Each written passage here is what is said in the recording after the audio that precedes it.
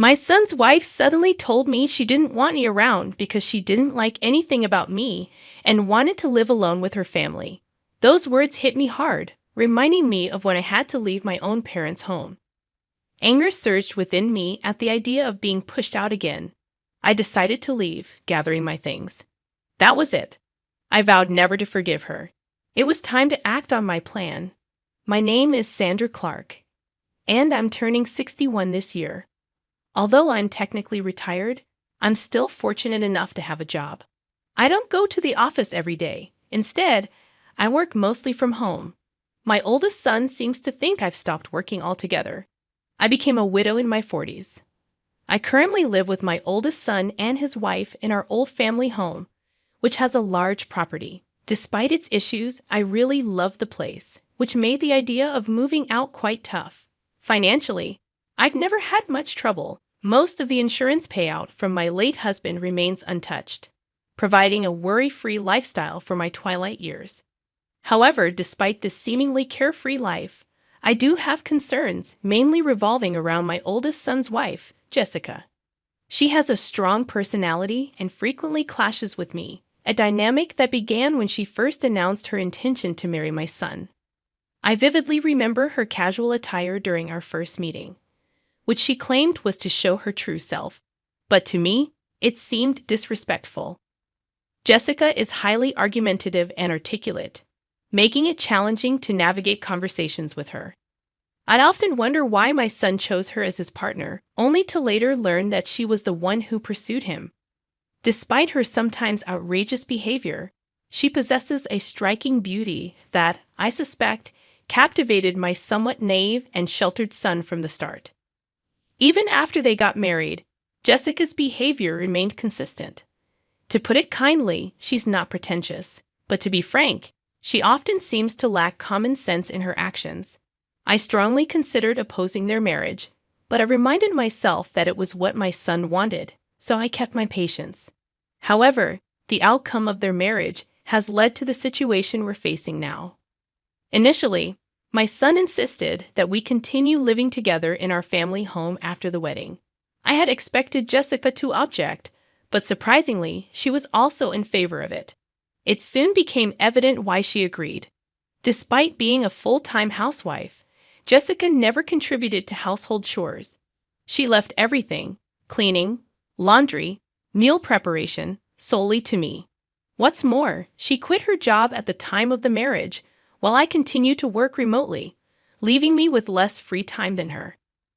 When I'm working at my computer, Jessica often makes belittling comments, suggesting that I'm just goofing off. Initially, I laughed it off to avoid arguments, but it started to bother me over time. Once, when Jessica was lounging and watching TV, I asked her if she could help with the cleaning. Instead of agreeing or politely declining, she made a disgusted face, sighed dramatically, and explained that she doesn't do housework for my sake. According to her unique theory, if she did the chores, it would deprive me of my only job, which she believes would lead to a sedentary lifestyle and potential health issues like dementia due to lack of stimulation. In simpler terms, Jessica's illogical reasoning of not doing any housework herself, claiming it's for my benefit, was incredibly frustrating. Her comment about living together to ensure I don't slack off left me speechless. I deeply regretted agreeing to this arrangement. Every day felt like torture, constantly doing chores while being watched by Jessica. I reached my breaking point and decided to talk to my eldest son, not to complain about Jessica, but to explain the difficulties I faced in our current home. Due to the old layout of the house and my back issues from last year, I realized it was time for a change. I didn't want to feel pushed out by Jessica, but I knew I needed to prioritize my well-being. So I decided to move to an apartment where I could live alone. Although the new place might be a bit too large for just me, I made sure to rent a room big enough for my grandchildren to stay over in the future. After customizing the interior to my liking, I finally felt like I had my own little castle. However, my happiness didn't last long. Jessica started visiting every day, staying until late at night. She lounged on the couch in my new apartment, commenting on its size and suggesting I return to our old home to do the chores for my health and longevity. It's unbelievable how self-centered she can be. And it's incredibly frustrating. I've already moved out for my well-being, and her suggestion is absurd. I reminded her that I've taken care of everything in the apartment, and my health checkups have been fine. But she simply ignored me, turning her head away as if my words were insignificant. It's maddening how she always ignores anything that inconveniences her. Despite my reminders, Jessica continued her usual strategy of ignoring inconveniences and kept visiting my apartment every day. Just recently, she even ended up staying the night, claiming it was too much hassle to go back to her own place. My parents' home and this apartment are just a 15-minute walk apart, and it was my eldest son who suggested I live near them due to his concern for me.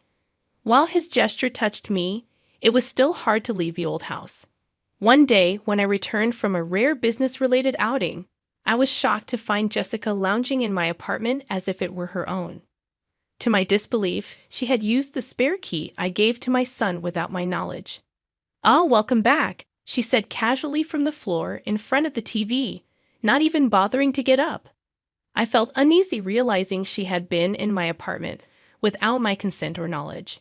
While I was away, I finally stood up to Jessica sternly, a departure from my usual quick-to-forgive demeanor.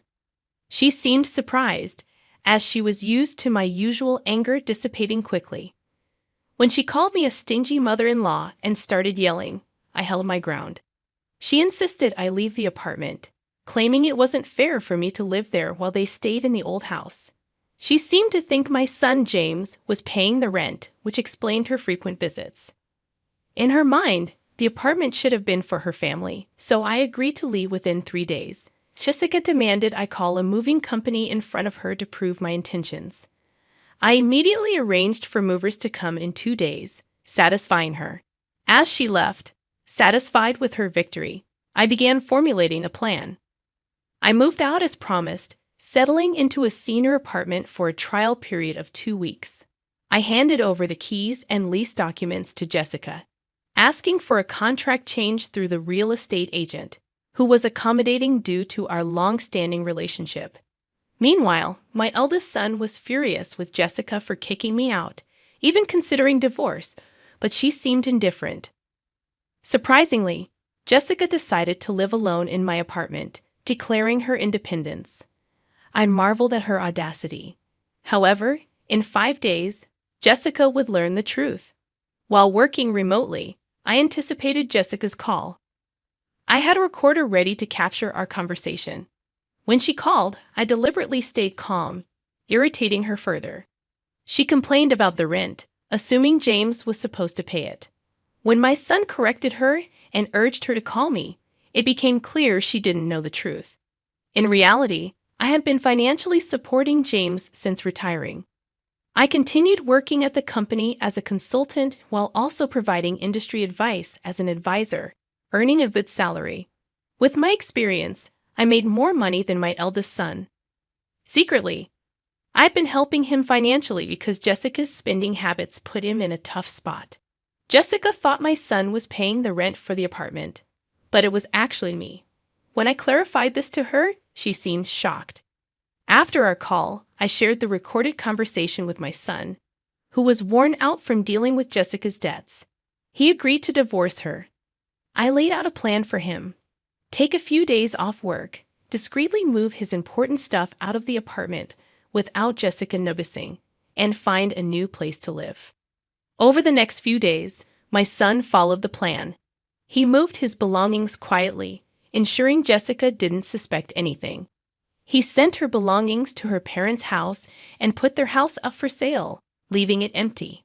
When Jessica called in a panic, I calmly handled her questions. It turned out she couldn't afford the rent on her own, so I had to leave. I decided to talk to James about the situation. When I returned home, I found chains and a padlock on the gate, along with a for sale sign. Jessica was almost hysterical when she arrived. I calmly told her that I had already finalized a sales contract with a realtor, and we couldn't access the house anymore.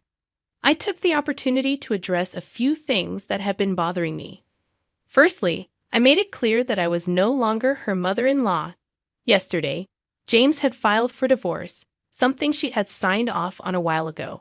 It seemed threatening divorce was a habit of hers, but my son had finally seen through it and submitted the papers.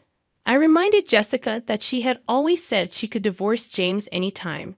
Now it had happened. On the phone, I sensed Jessica's frustration as she struggled to respond. She vented her anger, cursing me and blaming her marriage to my son on the inheritance left by my late husband. She claimed I controlled all the money, leaving her with nothing to show for it. I let James listen to her tirade, planning to use the recording as evidence in a divorce settlement. After her outburst, Jessica broke down, begging for help. She revealed that her parents had disowned her due to her reckless spending and borrowing habits. She pleaded with me to assist her, admitting that something had felt off at the wedding, a realization that finally clicked for me. It was strange from the start, Jessica having nowhere to go after the fallout. While I felt a twinge of sympathy, I saw it as a consequence of her actions. Apologies wouldn't change things. We were strangers now, with nothing left to discuss. I wished her luck and ended the call, feeling a sense of relief afterward. However, Jessica's troubles didn't end there. She caused quite a commotion at my son's workplace, leading to the police being called. When she returned to the apartment she had been squatting in, she found the locks changed by the landlord, leaving her locked out. She tried to reach out to us, but we had changed our numbers and didn't share our new address. Desperate, she turned to her disowned family, only to find herself rejected. Her belongings were left out in the rain, and she wasn't even allowed inside. The unpaid rent for the apartment had been billed to her parents, adding to their anger. Rumor has it that she's now staying in a support organization's apartment for the homeless. Seeing her on the street, she seemed stressed and overwhelmed by her circumstances. Seeing Jessica, I was taken aback by how much she had changed. Her hair had turned white, and her skin looked dry. She seemed like a different person altogether. It made me realize the profound impact living conditions can have on someone.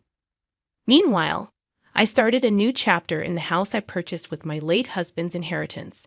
It's a duplex, so my son has the option to remarry whenever he wants. He joins me for dinner, but otherwise, he takes care of his own affairs. This level of distance feels just right. The money from selling my parents' home is saved for future needs. I plan to use it to support my son and his future wife, and of course, to spoil any future grandchildren. I've even been thinking of creating the English garden I've always dreamed of in my new home. On days when I don't work, I find solace in the garden, tending to the young trees and herbs. This new life, filled with hope, has become my daily routine.